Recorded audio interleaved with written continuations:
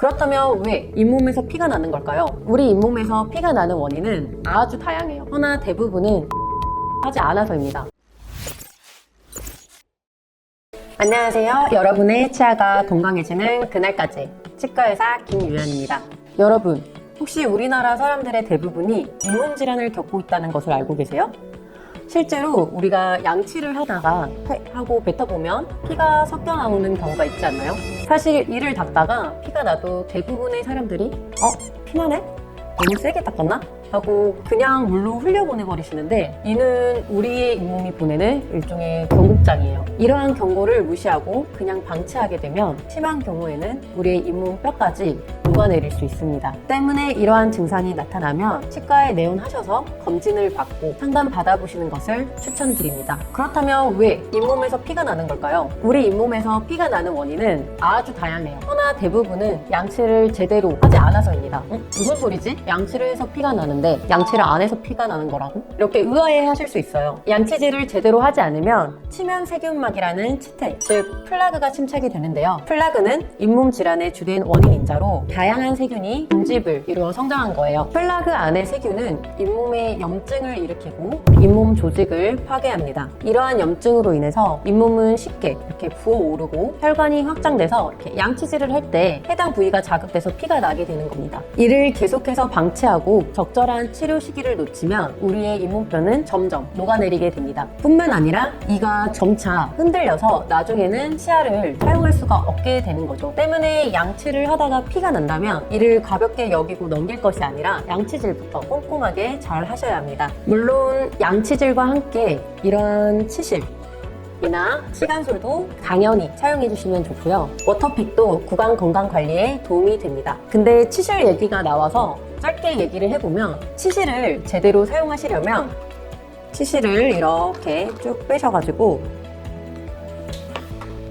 손가락 오른쪽 검지 그리고 왼손 검지에 걸어가지고 이렇게 엄지로 텐션을 주셔서 치아 사이에 넣어줍니다. 동작이 되게 중요한데요. 앞뒤로만 이렇게 왔다 갔다 하는 게 아니고 앞니 쪽으로 치실을 대서 앞니 쪽에 있는 음식물을 제거하고 그리고 그 다음에는 뒷니 쪽으로 뒷니 쪽에 음식물을 빼주시면 됩니다. 앞뒤 좌우 모두 음식물과 치태를 제거해준다는 느낌으로 치실을 좀 움직여주시면 좋을 것 같아요. 아래쪽도 마찬가지예요. 이제 윗니는 저희가 이렇게 하니까 엄지인데 아래쪽은 중지로 넣으시면 좋을 것 같습니다. 치간 칫솔과 칫솔에 대한 오해들도 되게 많은데 나중에 한번 다뤄보도록 하겠습니다. 양치질에 대한 내용은 해당 영상을 꼭 봐주시고요. 근데 선생님 저 양치질 진짜 잘하는데 계속 피가 나요 하는 경우가 있어요. 만약 양치질로도 해결이 안 된다면 보다 확실하게 치료하기 위해서 먼저 스케일링을 고려해 볼 수가 있습니다. 스케일링에 대해서 얘기하기 전에 이해를 돕기 위해서 치주질환 단계를 간단하게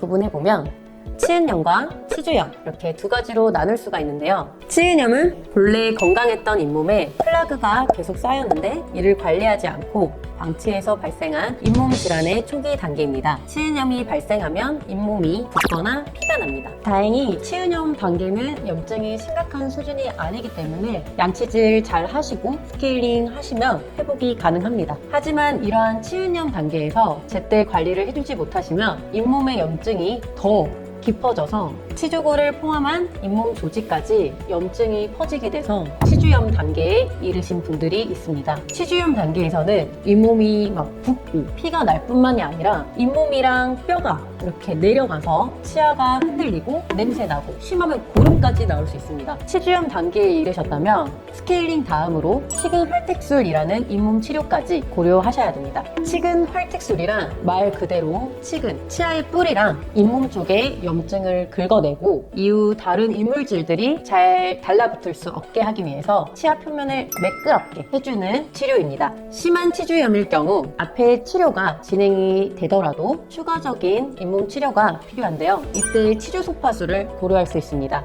치주소파술이란 치주낭을 이루는 감염된 상피 조직인 치은과 연 조직의 염증을 제거를 해주는 치료입니다. 해당 치료의 경우 엑스레이를 통해서 보다 더 정확하게 진단을 하고 잇몸 안쪽에 치과용 기구를 사용을 해서 직접 치료하는 방법입니다. 쉽게 말하면 좀 더 깊고 정밀하게 잇몸을 관리해주는 치료라고 생각하시면 됩니다. 오늘은 잇몸에서 피가 나는 이유와 그에 대한 해결 방안에 대해서 알아보았는데요. 이 영상을 보시고도 잇몸에서 몸에서 나는 피를 가볍게 여기실 분들은 없으리라 생각합니다. 치과 의사 입장에서는 정말 쉽게 예방하고 치료할 수 있는 질환이기도 해서 이 질환이 복구가 안 될 정도로 심해져서 고통받는 환자들을 보면 정말 안타깝고 마음이 아파요. 한국 사람 중 대부분이 앓고 있는 잇몸 질환이지만 어떻게 보면 가장 기본적인 양치질만으로도 예방할 수 있는 질환입니다. 그래서 꼭 피를 봤다면 제발 치과에 내원해서 한번 구강 검진 받아보시길 바라겠습니다. 오늘의 영상이 도움이 되셨다면 구독과 좋아요